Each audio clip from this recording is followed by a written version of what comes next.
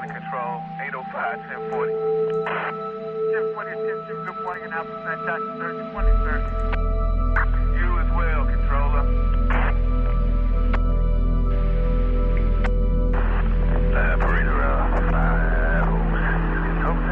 Bienvenue à tous dans cette nouvelle vidéo. Aujourd'hui, on va parler des bandes de Bollinger. On va voir comment on peut coder un robot à partir de l'indicateur des bandes de Bollinger. La stratégie qu'on va mettre en place dans l'élaboration de ce nouveau robot est très simple. On va jouer les réintégrations dans les bandes de Bollinger. Quand les prix vont réintégrer la bande haute de Bollinger suite à un excès, comme ici, une fois que la bougie précédente clôture en dessous des bandes de Bollinger, nous, on va lancer un ordre de vente au marché, ici. Et on va mettre ensuite comme objectif la ligne médium des bandes de Bollinger, qui se trouve ici et qui est la moyenne mobile 20.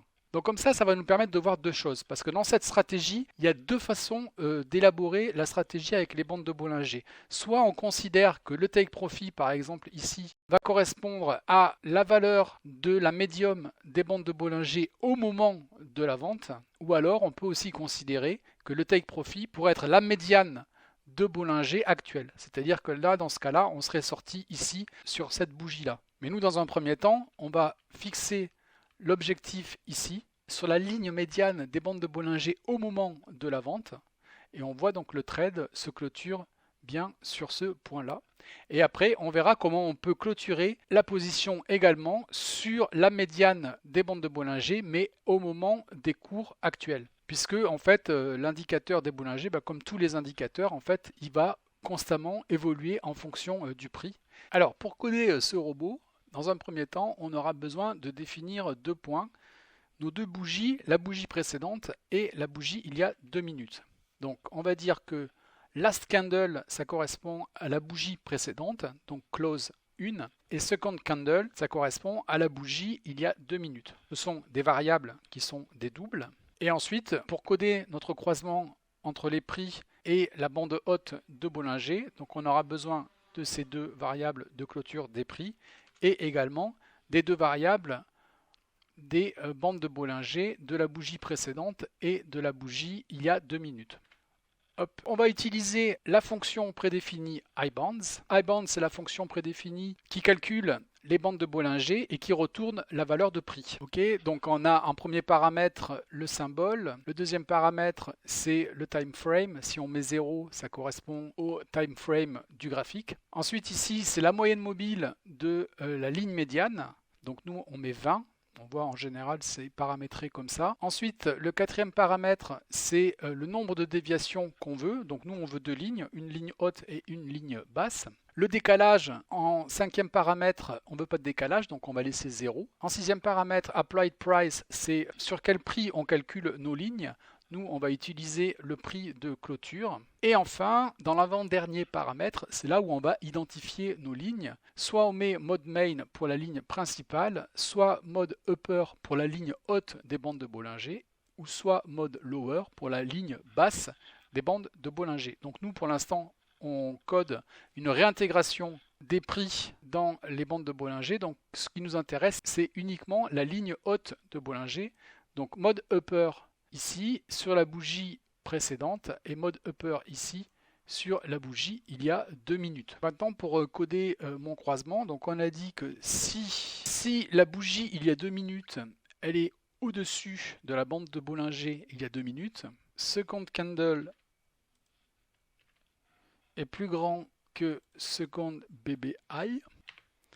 Et en même temps, sur la bougie précédente, on a la clôture, les prix qui sont plus petits que la ligne de Bollinger haute.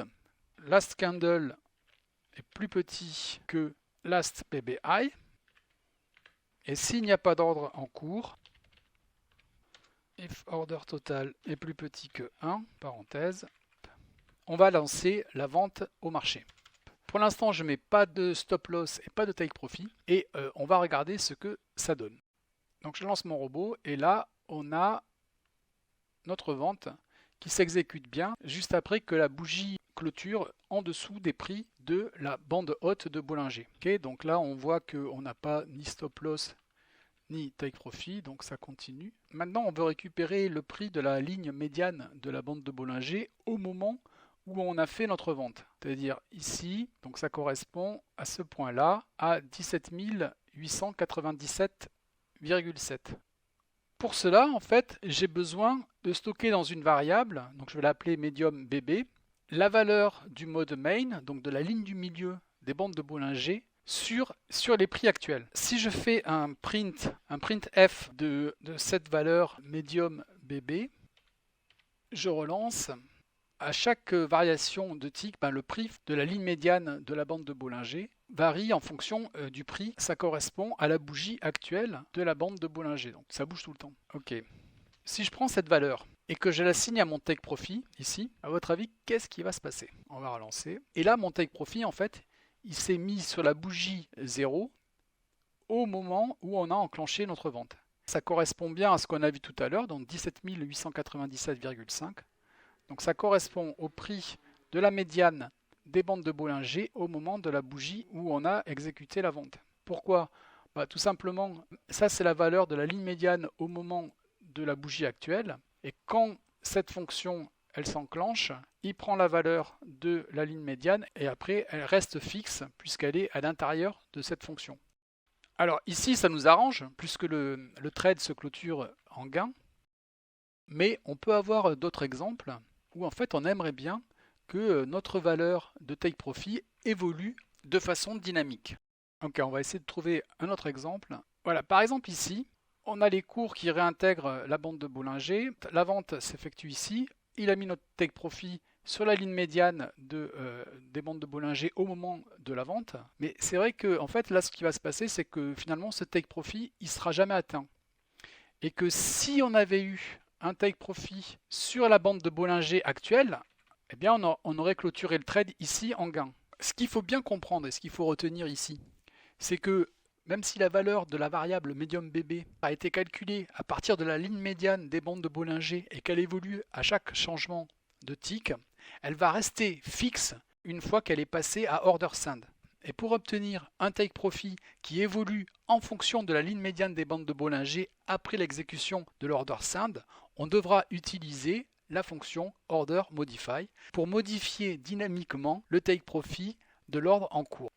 Maintenant que j'ai ajouté la fonction order modify dans mon code, maintenant on voit que notre take profit évolue de façon dynamique en corrélation avec la ligne médiane des bandes de Bollinger.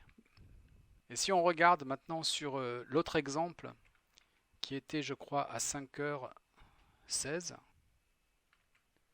ici, voilà, on voit que là aussi également le take profit, il va suivre la ligne médiane des bandes de Bollinger grâce à notre fonction order modify. À chaque variation de tick, le take profit est modifié en fonction de la valeur de cette ligne médiane.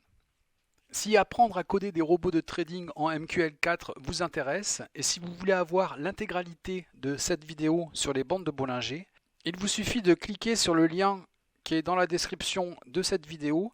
Vous allez bénéficier d'un coupon de réduction de 12,99 € pour ma formation sur Udemy, apprendre à coder des robots en MQL4. J'espère que cette vidéo vous a plu et moi je vous dis à très bientôt.